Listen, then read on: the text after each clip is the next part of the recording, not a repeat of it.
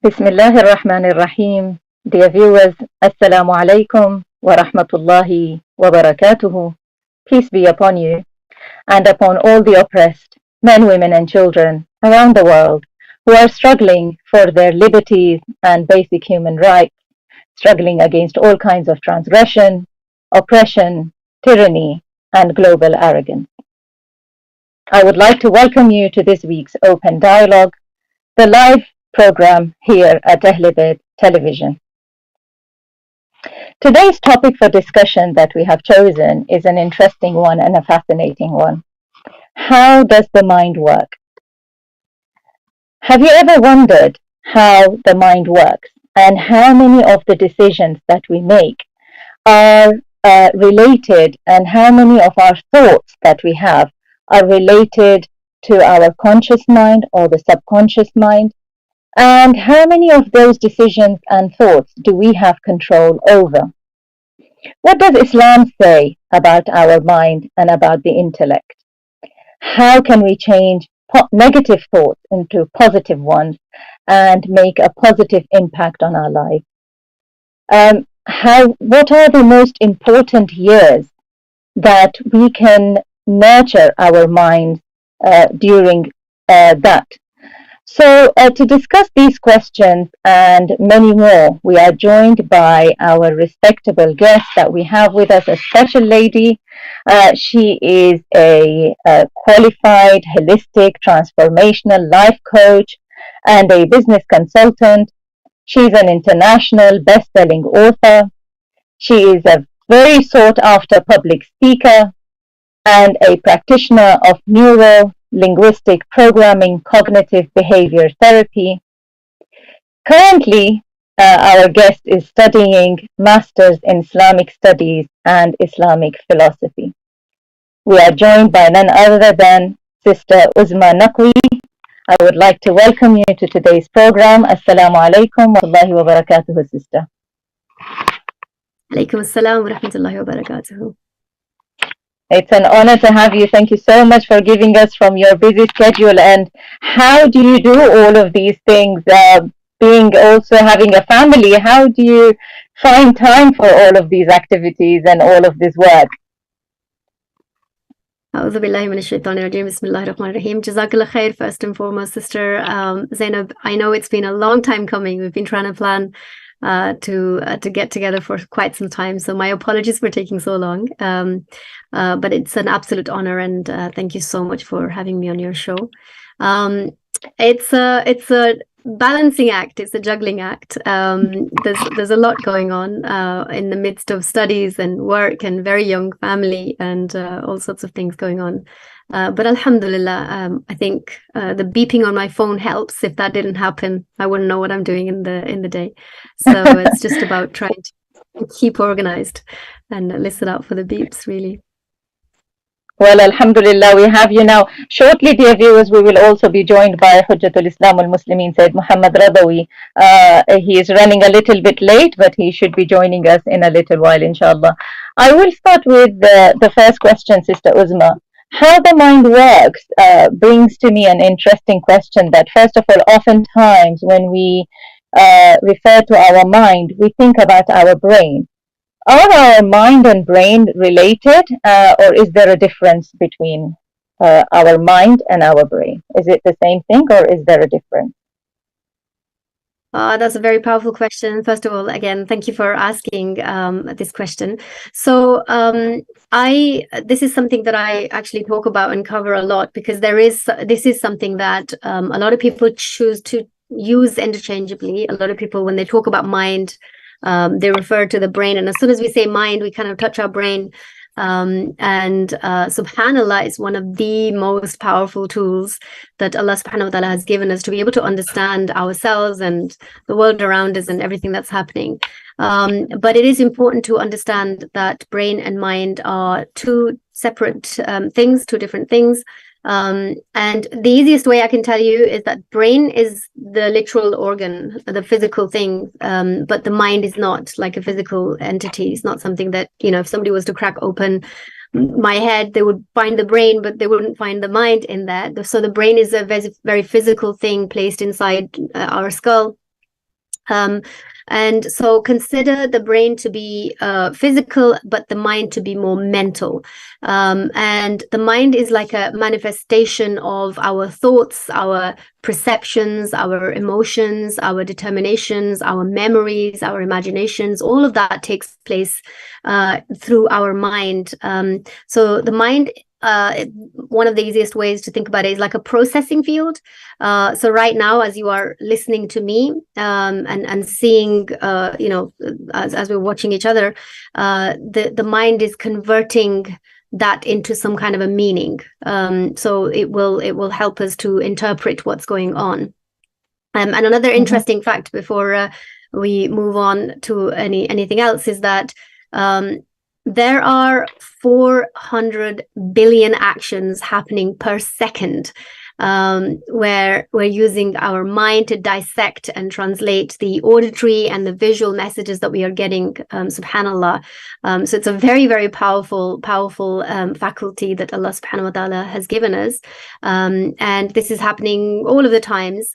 And this is why when we hear something, often it triggers us to a memory, something else that might have happened even a very long time ago, but we will have a very vivid memory.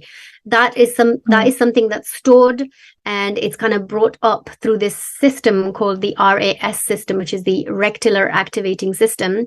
And it's like a filtering system of the subconscious mind, which I'm sure we can talk about in a bit as well. But basically, the RAS system basically filters any relevant information. So as I say words, anything that resonates with you, any information that you hold from the past about that particular topic, your mind will bring it up. So if I was to mention, let's say, your high school or your grandmother, quite instantly you will be able to remember the building, or you will be able to remember what your grandma looks like, and her memories will start to appear. This is the RAS system filtering through the information that you're holding, and it's all done through the mind. And that's the easiest way I can explain. That's so fascinating. So is there a relationship then between the mind and consciousness? That's also a very powerful question. And I love this question because this is primarily my work is around expanding consciousness. And so consciousness is a very lovely and tasty subject to me, something that I really like to discuss in a lot of detail. Most of us think that consciousness and unconsciousness are two very straightforward and binary concepts, just like the mind and the brain. You're either conscious or you're not conscious. You're either awake or you're asleep. But consciousness goes a lot deeper than that. And at core, consciousness is really awareness. And if we looked at the dictionary, the English dictionary, and looked at the meaning of consciousness, it gives two meanings. And one of the meanings it gives is that it's a state of being aware and responsive to one's surroundings. And the second one is a person's awareness or perception of something.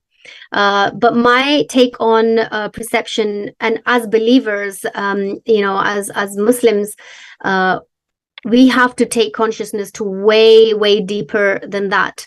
And to me, I think that consciousness directly connects with taqwa, and becoming very God conscious and God centric. So all your life, everything you do is basically reconnected back to Allah subhanahu wa ta'ala. So it's really important to look within oneself to understand our consciousness. And if you allow me a couple of minutes, I would like to break it down a little bit, because I think it's important to understand that when we're talking about consciousness, it's really hard to understand how conscious are we, because we all seem to be aware. Like I'm aware that I'm awake right now. I'm sat on this chair, and I have you and the respected Sayyid in front of us right now, and I can make sense of things. That's me, conscious. But really, at a deeper level, we have to understand where we operate at a default level as a default person in our levels of consciousness. So at the very lowest level of consciousness, this is where a person is very kind of disconnected to themselves, very unaware of their state internally, very unaware of what's going on. Mostly these people who are stuck at the level 1 is they're kind of see themselves as the victims of everything, and I don't mean the like a real victim of something shouldn't feel like that. That's the reality. But I mean people who live a certain life that isn't to their taste, that isn't to the way they want to live. They will probably look at somebody else and they'll say, I live my life like this because he or she made me live like this. They had this effect on me. So they're very much stuck in that victimhood or fear type of a situation. And so it's a very low level of human consciousness. And, if we look around the globe at a lot of things that are happening, we can see that there are a lot of people that are stuck at a very low level of consciousness. They're not aware of what they're doing and how they're affecting the world around them, how their actions are literally giving out a perception. And this in turn is actually having an effect on other people, and it's expanding other people's consciousness, where there are lots of people that are turning to learning more, trying to find out history of certain situations, or trying to figure out what the Holy Quran says about certain things. So a lot of people are starting to expand that consciousness and get better at getting a deeper and a wider awareness of what's going on. So as they progress in their levels of consciousness, they get to higher stages where they start to become self-aware. They start to understand their reactions, their feelings. They become more they're more able to evolve. They don't feel like life is happening to them. It's more like it's happening for me. Everything is happening for me. Allah subhanahu wa ta'ala puts all of these different things in my vicinity so that I can learn, I can take something from it. So the levels of consciousness are rising. And then as you progress even more, there is this internal shift that happens where your inner world starts to change. There's a transformation that can take place as you're building your levels of consciousness. And this is where a lot of people can get into the very transcendent, very godly type of practices. For example, having deep amount of compassion, gratitude, unconditional love, forgiveness, these kind of things, trust. They're not judgmental. They have integrity about them. They are very empathetic people. They are very intuitive, very spiritual beings. And if they rise even above that, even more than that, as their levels of consciousness rises, then these are people that become world contributors. These are people who want to change something around them. They want to give out their services to other people and help the creation of Allah subhanahu wa ta'ala. They want to serve. These are enlightened people. These are people who are divinely guided. They feel like Allah has their back, and very kind of a relaxed state of being. Often when I look at our ulama that are very learned, the mujtahids and marjas, like people like that, you always see this it's like a stillness state. And these are people who've really been able to expand their consciousness to the point where what's happening outside and around them will never worry them and take them into that fearful state, because the conviction inside of them and the consciousness that has expanded inside them can actually help them to see something way grander than just what's occurring in front of them. So it's a very vast topic, and it's a lifelong journey to expand your consciousness. But if I wrap it up just like that, it's starting at a very low level, and then you can start to progress as you work on yourself more and more. You get to know yourself and the world around you, and human rights and genuine care and compassion starts to come in, and you start to focus on the legacy that you're going to leave behind, and how you are connected to yourself and Allah subhanahu wa ta'ala and the people around you. Very interesting how you connected consciousness to God consciousness. Assalamu alaikum, Sayyid. I'd like to welcome you to today's program. I would like to come to you. You heard there Sister Uzma speak to us about what is consciousness. How do you feel? I mean, most of the time, we human beings, I have heard, we operate mostly at a subconscious level. What do you have to say, Sayed, about what Sister Uzma had just said about the connection between consciousness and God consciousness, and about the impact that our subconscious has on in our life? Yeah, Bismillah ar-Rahman ar-Rahim. Well, Islam is a religion or way of life that teaches us to be aware of ourselves, and with awareness about ourselves, we recognize our Lord. That's what Imam Ali ibn Abi Talib alayhi salatu wasalam used to say, that whoever is aware of him, man arafa nafsah arafa rabbah. Whoever knows who he is will know who his Lord is. As Sister was very eloquently mentioning and explaining the different levels, as much as I heard, I didn't hear the beginning of the program. Islam also teaches us that this awareness has several levels, and according to the awareness you have, you will have more confidence and satisfaction. As Sister mentioned about Maraja Taqleed and holy imams and prophets, when we go through the history of them, when we see their reactions in difficulties, problems, like look at Imam Ali, look at Prophet Muhammad sallallahu alaihi wasallam, and you can go back to Prophet Moses, Prophet Jesus, Prophet Abraham, Noah, Prophet Adam. They all went through difficulties and problems in their life, but they remain steadfast, and that was the reason why the reason why they were like that, because they were extremely aware of themselves and their responsibility, and they knew how to react, they knew how to control themselves, and and although as a Shia Muslims we believe that infallibles are only prophets and imams, but there is an opinion about others that if you control yourself, if you train yourself, if you educate yourself, if you learn how to be aware of yourself and your responsibilities and your duties, you also can reach certain levels of infallibility because of the practice you have adopted in your life.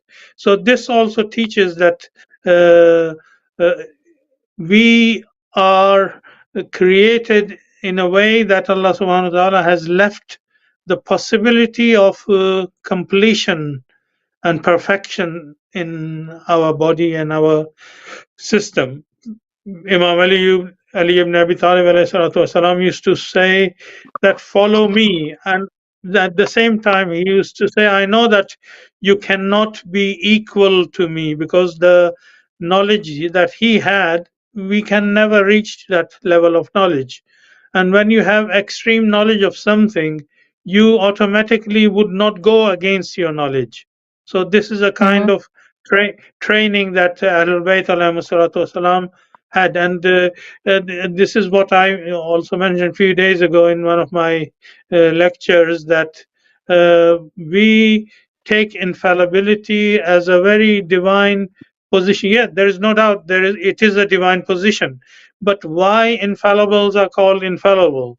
There is a and the reason why they are called infallible, because they are most knowledgeable. They are extremely aware of themselves. They are extremely aware of everything around themselves. So nothing can move them. Nothing can change their opinion. Nothing can weaken them. So those infallibles are infallibles because they have knowledge of everything.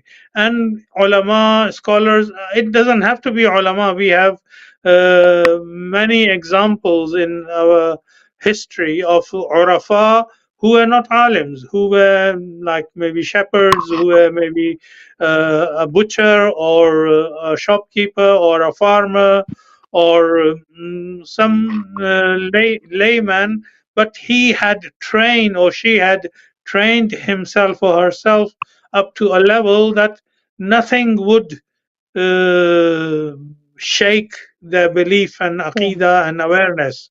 So it is possible that we can reach to up to certain level, but we have to be careful since we are not extremely knowledgeable. There is a possibility that if I become knowledgeable, I may become arrogant, I may become aggressor, I may become abuser of the knowledge that I have, but infallibles would not do that. So the whole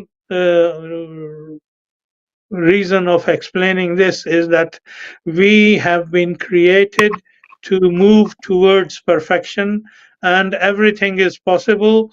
We should not give up, we should keep trying, and we should believe in promises of Allah subhanahu wa ta'ala. Whatever He has promised will happen, and certainly we will be successful at the end. So from this, then another question is born, Sister Uzma, is that we are all as individuals unique and have our own mind and our own perception and our own way of thinking. But societal pressures impact us, also impact our personalities. How we are brought up and the families that we are raised in impact us. If you can explain to us a little bit how the society pressures and the actions of our families impact us as individuals and shape our personalities and shape our minds. Yeah, that's an extremely important question, actually, and one that we must discuss at a community level all the time, because I think that this is something that is very powerful to understand, especially with people who have young children around them, because it's a very big part of parenting to really understand what's going on and how what happens around us from a very, very young age has an absolute impact on who we become, how we operate in our lives, what we do. And I want to start from a very young age, and then we'll get on to the society pressures and how that actually impacts us as we go on. Is that between the ages of 0 to 7, it's a very significant, very important part of any child's life. And when we talk, as I talk about this, I'm thinking about children around the world, and around this age and younger and older, and subhanallah, what happens to children in that very, very young age has such a big impact. And also Rasulullah sallallahu alaihi wasallam talked about parenting in that respect, that 0 to 7, and at that time there was no scientific studies done on the mind and the brain and how it functions and how it plays a part in your life. But we were told 1400 years ago that this age is very significant. Treat your children like kings and queens, because that's a very, very important age range. And the reason it is because science has discovered and is still discovering the brainwave activity that happens between that age. When we go to the hospital, sometimes we, on the ECG scans, we see those lines that they monitor the activity in our brain. And there are different types of activities that go on. And there are 5 specific different types of those lines that shows. There's a gamma level, beta level, alpha level, theta level, and delta level. I'm not going to bore you with all the scientific information, but just to pick out 2 of those right in the middle, the alpha and the theta levels of brainwave activity that happens, is basically where you are in this receptive state. You experience this optimal state of learning and growth and becoming aware of what's going on and really soaking it up. And this is also why they call children sponges at a very, very young age, because they take in a lot of information and they are very receptive to everything that's going around them. There aren't really that many filters in their mind at the time, so everything that they are watching, everything that they are observing, everything that they are experiencing, everything that is happening around them is going directly into their subconscious mind, is being stored in there, and it becomes a part of them in their life. And so if any emotional impact happens at that very young age, it becomes very ingrained into that person. The very trivial example, there are many examples that I could give, but a very trivial example is adults who are very scared of spiders, for example. They have this fear of spiders or water. Some people have these fears. And those people who have that kind of fear will have had some kind of an experience at a very young age. Either they saw someone totally freak out when they saw a spider, or something happened at a very young age and it became a thing. It became a part of them because they took that in, and it turns a lot of things into beliefs. So if at a very young age, between the ages of 0 to 7, and obviously over that age as well, but primarily those a few formative years of your life, if you're not careful about what's going on into the child, then it can obviously it has a massive impact throughout your life. Now, those children who have grown up in a hostile environment, or in a non-positive environment where there were things going on that shouldn't have been going on, they viewed and observed and were experiencing things that they shouldn't have been experiencing, that has an impact on who they become, how they handle their life, how they have relationships, how they are in their careers, how they do anything in their life is deeply impacted by those very, very initial times. So that, when you ask about the societal pressures, it really adds to all of that. Like, our perception, our view of the world is very much connected to how we were brought up and what happened to us at a younger age. And some children, unfortunately, who don't know how to channel this, who don't know how to express this, they don't know what's going on. There's a turmoil on the inside, and outside they seem like a perfectly seemingly functioning person. Often people turn to addictions or all sorts of really horrible stuff, and they don't know how to deal with life and how to handle situations. So I think that it's really important to understand, a lot of the times you see people talking about people becoming so unaware of themselves that they are only about pleasing other people, and they don't know how to take care of themselves. They don't know, or they don't understand where to draw the line and how to, have healthy relationships, is all a part of this. When you don't know how to handle the societal pressures because of the way that your mind works and how it functions, and how you came to being who you are. So yeah, I think it's an important discussion. It's definitely a lengthy discussion, something that we need to have an ongoing dialogue about. But it most definitely has an impact from a very young age all the way to you as an adult, unless you become aware and expand your consciousness, which is what my work is all about, is trying to get them to become aware of why they are so triggered in their everyday life. What is going on? What might be behind that, so they can trail it back to early experiences and really heal some of their past and move forward in a very powerful way, inshallah. Sure. So, Sayed, following what the sister just explained, you obviously deal with family issues as part of your daily work. How do you find that people who have experienced difficult times, have experienced challenges, have triggers, whether that's through their parents or the environment that they lived in and what they were exposed to, how do you find that affects their relationships and who they become as individuals, Sayed? Yes. First of all, we live in this world which is full of issues and problems. Imam Ali ibn Abi Talib alayhi salatu wasalam used to say, "Ad-dunya darun bil bala'i mahfufa." This world is a package of involvements. So it is impossible to believe that we will be living in this world without any problem, any issues around us. Uh, I have said this many times that being wealthy is a problem, not being wealthy is a problem, being married is a problem, and not being married is a problem, being educated is a problem, and not being educated is a problem. So life is like that. So when we know that the worldly life is like that, and we have to bring up our children in this kind of environment. As sister was mentioning, it is also quoted in hadith that first 7 years of the child, let them grow, let them play, and let them be king and enjoy. And I usually explain and say that let them experiment and enjoy and understand what is good, what is bad. For example, until a child doesn't know that the hot cup of tea is hot, the child will still go for it. So once the child under 7 years of age touches once only, even without burning, the child learns that this is harmful for me.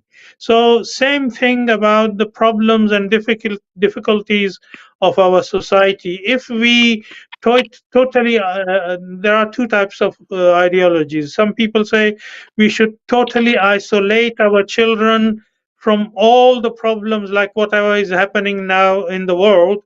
We should just keep our children blank.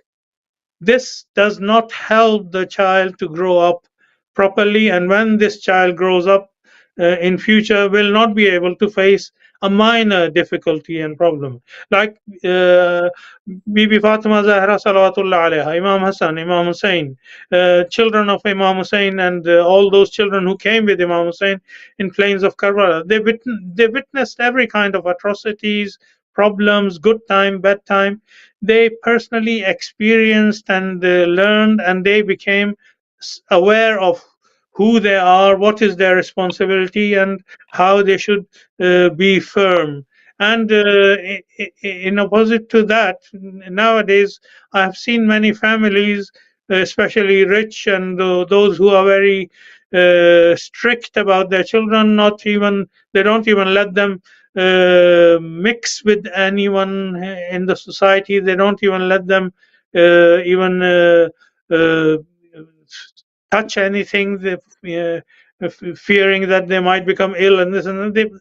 Those who are brought up like that, they cannot be strong community members, and they cannot be strong leaders of the community. So we have to have the balance.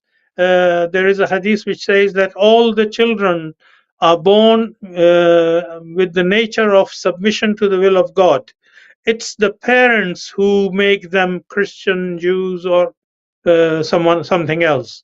So what the hadith insists is the nature, human nature is ready to accept training, provided the trainers are good and they are creating a good environment for the children. Then those children can be a positive contribution for the society, and maybe positive and good leaders in the future. Well, often we are told that adversaries and calamities and difficulties, challenges in our lives are a blessing in disguise. Do you agree with this, Sister Uzma? Following on from what the Sayyid was saying, is that it builds our character, makes us stronger, and being able to live in a balanced way in society. But how do these challenges actually make us stronger individuals? And the other fold question, following from what the Sayyid said, is that not to cushion our children so much that we completely keep them away from the realities of the world, but what's the appropriate and balanced way to introduce them to the realities of the world? It's a twofold question, Sister Uzma. Yeah, beautiful question. And I think that Sayed is making an extremely valid point because I think if in the olden days, if we have a look at the imbalance, it was really a lot of imbalance the other way, that there was so much fear, and often a lot of violence towards children to get them to comply.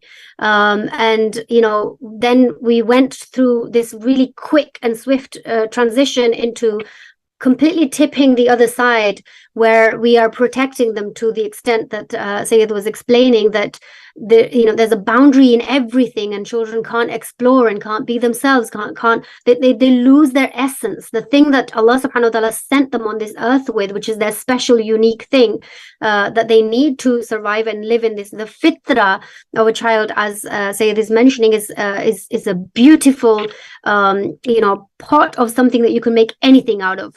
And when we mold it and shape it at a very, very early stage, where we're constantly trying to hide it away, it brings about a lot of problems. And I think that just like right now, we're kind of unlearning some of the past behaviors that we know now that were not good for us, and we're trying to do things the right way. We're trying to communicate more with the children. We're trying to allow them to express a little bit more emotionally. We're trying to be with them and talk to them more, and have a better communication between parents and children, and that's a good thing. But I think that the flip side of that is that a few years, maybe a decade later, the problems that we're going to be facing are the opposite, even more extreme, as in children aren't equipped for life. Children who've become adults and can't handle anything that's going on in their lives anymore, because they were mollycoddled to a point where they didn't experience anything. They don't have that resiliency to go on. And if we look around the world, we see nations that are resilient in the face of challenges. We see children who have been brought or are being brought up in situations that are unimaginably painful, yet they come out with alhamdulillah. They have this faith, unshakable faith. And I think that obviously that those are some very, very extreme things, and we wouldn't like anybody's child to ever feel anything like that. But we're talking about definitely having a balance. So in our homes, we must have a situation where children feel at home. Children should, it should never be to this extreme that they don't feel like they can't talk to their parents about things that are happening in their lives. And it should never be totally to the opposite side, where they, it's all blocked and everything's, completely, the opposite. So we have to kind of keep a check and keep a balance. And for very young children, communication starts at a very young, very early age, from nursery to primary school, where we're asking them about their everyday life and what's going on. And we know their friends' names, and we know what they played with and how they played and what happened in their day. And these are the very conversations that, as they grow older, start to become a little bit more serious. They start talking about a little bit more stuff that are tangible, that are actually where they're going to be making decisions about, for example, which subjects they're going to take. Or when Baloo comes and different changes are happening in their bodies, they're not going to feel so shy. They will have built that relationship with their parents, that they are able to openly have discussions at home. And I think that kind of a balance is really, really important. And also, every family is unique. We all have different values, but Islam is so beautiful, and it's such an amazing way of life, that we have everything in black and white. We have our values set out for us, and if we can have a line drawn as to acceptable, unacceptable behaviors, and in a very open, communicative way, in a very friendly and allowing the children to understand the reasons behind. And I think this is the difference between past and present, is that a lot of the times in the past, the reasons were not explained. It was just a hukam, like I say so, you do, and that's the end of the matter. And I think that kind of backfired in a lot of ways for a lot of families. But now we have to kind of have more talking points, and really, because this is a why nation that we're dealing with. And I think it's a good thing that we're talking with why children, because one, it gives us an opportunity to learn for ourselves, because a lot of the times, to be fair, to be honest, a lot of the parents were struggling because we don't even know the answers. We just did it because we were told to do it. And now we're having to search for the actual answers to why something is happening. And we're having to expand our consciousness because of our children. And I firmly believe that children come into your life because you've stunted your growth at some point, and they are there to widen that for you. They're there to pull you through that loop and say, there's more learning for you to do. They really grow you in probably the most painful way. Sometimes, children actually put you through that. So as you're bringing up a family, a lot of things can occur and a lot of calamities can happen, a lot of tragedies can take place. And I think it's a definitely a training ground. And how you deal with that, not even how you communicate that, but how you deal with that in your physical way of going through that difficult time, is basically the training that children are getting just by observing, just by being able to see how you're dealing with things and what's actually going on, that children are able to have that resiliency inside of themselves as well, because you're being able to deal with whatever difficulty is happening through you.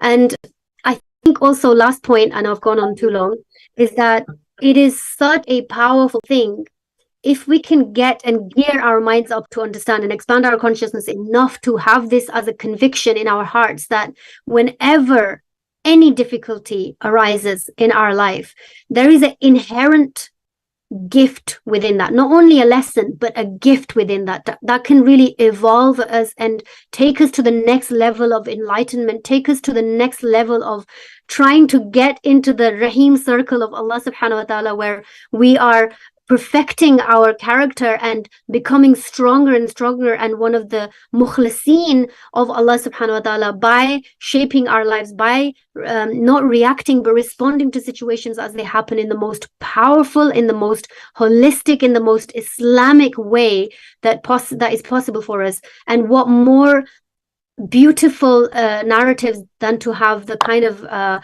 examples that we have to follow than Ahlul Bayt alayhim salam. I think we are very lucky to have those kind of role models in our lives, to see that if Lady Zainab Salamullah alayha could see the tragedy like Karbala and what she had to go through to even reach Damascus, and for her to utter the words, I see nothing but beauty, it tells us absolutely everything about another realm that she was being able to see, a whole new reality that she could witness that others were seeing in a completely different light. So this is the difference between an enlightened person who takes a tragedy and transforms it into a complete win and a situation that is so beautiful for them, as opposed to somebody who sees this as just a failure. And we're seeing this around the world right now as we speak. People who think they're powerful and they they've got certain power over other nations are, we're being able to see that, winners are those who have conviction in their heart, have faith and taqwa in their heart, and they are connected with Allah subhanahu wa ta'ala. Those are the ultimate winners, because at the end of the day, we're not here forever. And this is a testing ground that we're going through, inshallah. Beautifully explained. Thank you, sister. Sayyid, we are, dear viewers, in the last 10 minutes of the program now. Sayyid, following from what Sister Uzma was saying, how important is the use of positive language on the minds and behaviors of children and of adults in a relationship? And how can people who experience hard times and challenges stay positive in order to have a fulfilling life? Yes, the life is constant struggle, and if the life was without any struggle, without any effort, without any difficulties, none of the prophets and imams would have gone through any difficulties. They deserved most to live a peaceful life in this world. So we need to learn lessons from the lives of prophets and imams, how they faced the difficulties and how they kept the balance, and how they attracted people while going through the difficulties. It is easy to claim to be a mu'min and believer and living next to Khane Kaaba or holy shrines in the Middle East. The real Muslim is one who lives in the middle of corruption and atrocities and problems and difficulties, and manages to save his Iman and Islam and faith.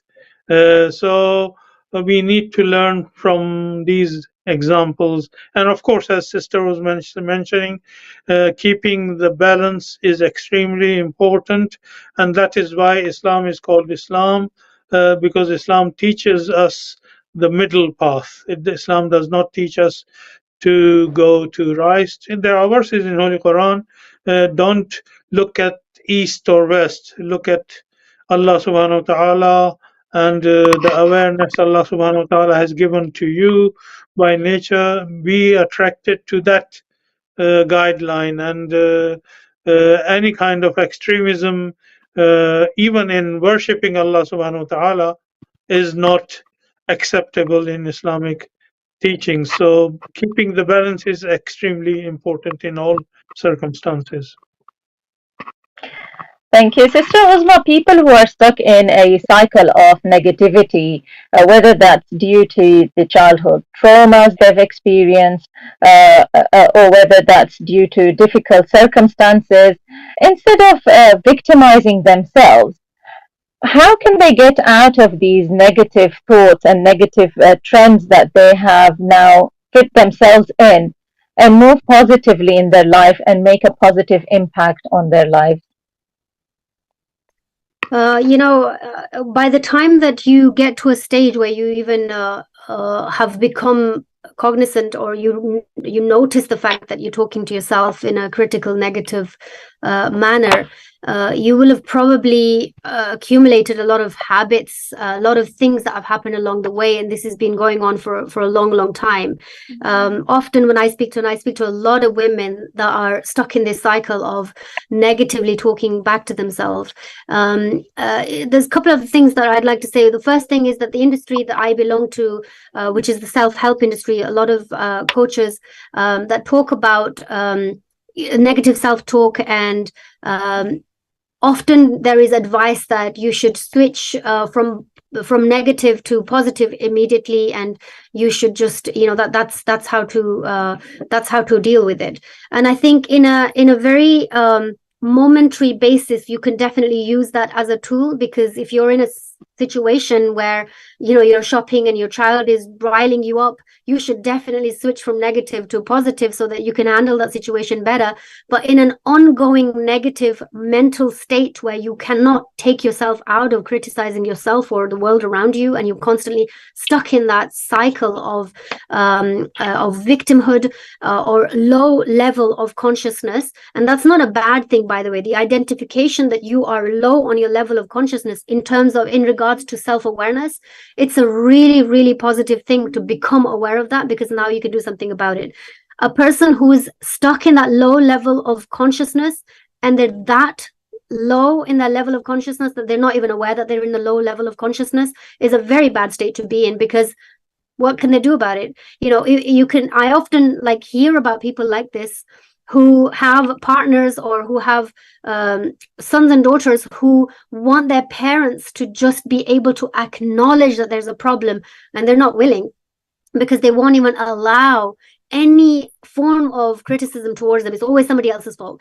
So we want to get away from that kind of a situation. So if it is a situation with anybody who's listening, who is constantly thinking of themselves or circumstances around them in a negative way, and they're triggered on a regular basis, my advice to you is to not ignore your inner critic.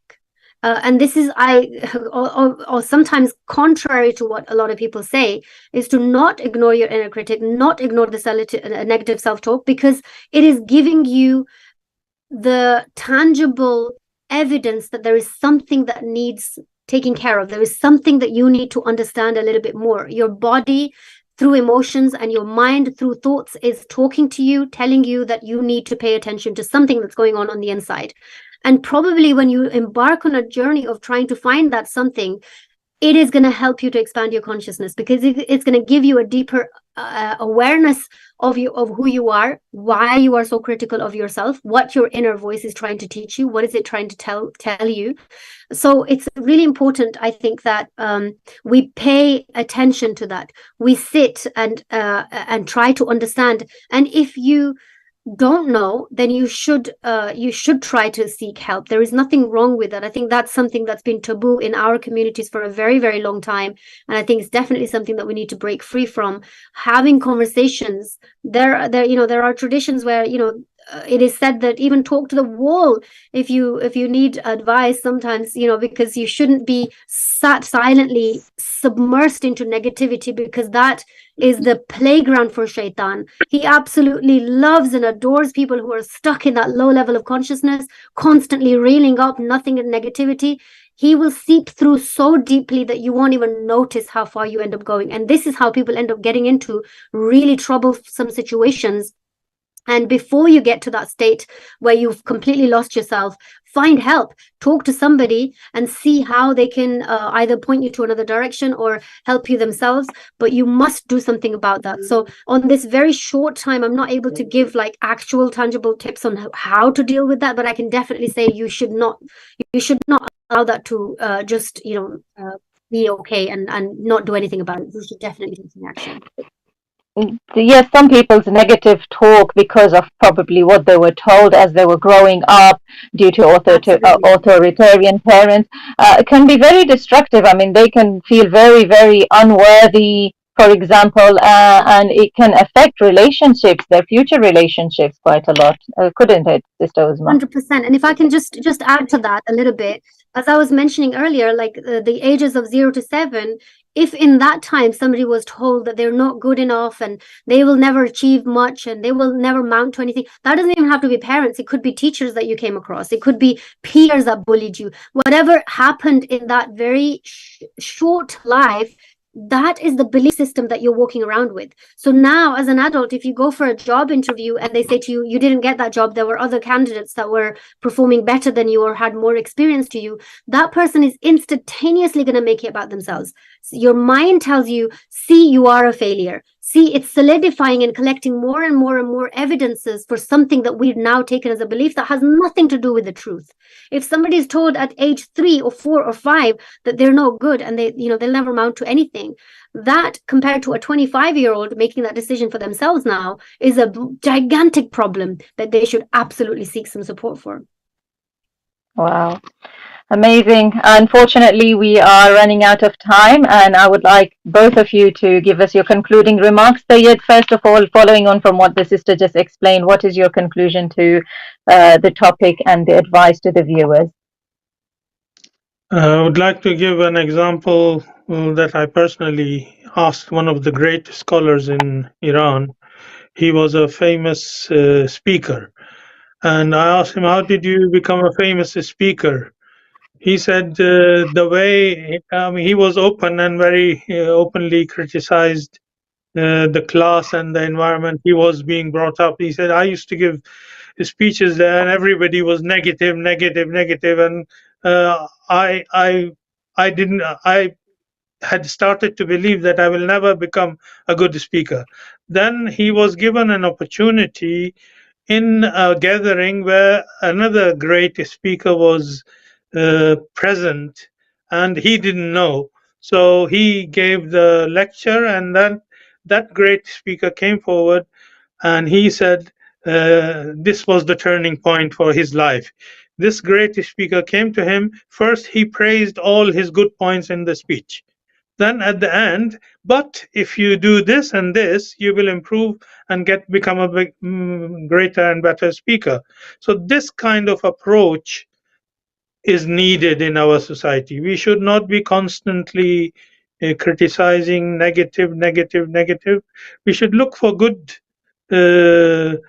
points in the life, in our life, in others' life, especially those who are around us, and try to nurture that, and then very politely try to correct the person of their misbehavior or wrongdoings or mistakes. Sure. Thank you so much for this message, Said. Sister Uzma, we've got about 2 minutes left. Again, your concluding remark, following from what the Sayyid said about the use of positive language and positive way of perceiving things and explaining it to others. And also, how can people get, how can they reach you if they are looking for a life coach in their life. That's a beautiful story. Thank you so much for sharing, and it gives hope, right? Because that's exactly what people are looking for. At the end of the day, from children to adults to elderly, everybody's looking for connection. And again, in our self-help industry, there's a big movement that talks about women not needing anybody else, men not needing anybody else. You could do everything all from yourself, and it's you. And anybody who segregates you to yourself is not helping you in any way, shape, or form. Allah subhanahu wa ta'ala wants us to meet with each other. That's why this concept of Jum'ah is so beautiful, because once a week you're supposed to go out and meet with your community and say, hey, how are you doing? Can I help you with anything? And vice versa. We're supposed to connect with each other, and that's what each person is looking for. So I think that was a beautiful story, and a really nice note to end on as well. In my opinion, I don't think that life coaching generally, or not even just life coaching, but healthy, positive conversations, everyone needs them.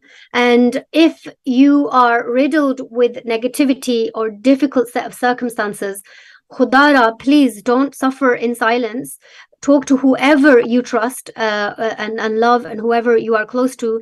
There is so much help and support out there in this day and age, especially nowadays. It is there is no excuse to suffer in silence and to go through this on your own. So definitely reach out. And our job collectively as a nation, as a Muslim ummah, is to expand our consciousness all day, every single day, in everything we do. If I move my hand, it better be qurbatan illallah. And if I put it back down, it better be qurbatan illallah. And that can only happen when we are aware of ourselves, aware of our movements, aware of what's coming out of our mouth, aware of what we're seeing, aware of where we're headed, aware of where we're coming back from. Everything that is happening in our life has to be back in connection with why we're doing it. What is the purpose of this? And how does this connect me back to Allah subhanahu wa ta'ala? And if it doesn't, it's not helping you. Sometimes we can do things in this world that are just for this world, but everything needs to get to Allah subhanahu wa ta'ala and be a very powerful part of it. How you can reach me very quickly, my website is just my name, uzmanaqvi.com. I'm on all social medias. I yap on a lot on TikTok and other social media platforms. So if you want to get in touch with me, all my messagings are open. So you're welcome to message me. I'd love to have a conversation with you. Jazakallah khair. There you have it. Thank you so much to both the honorable guests. Thank you, dear viewers, for staying with us to the end. I hope you enjoyed the conversation today just as much as I did. Inshallah, we will see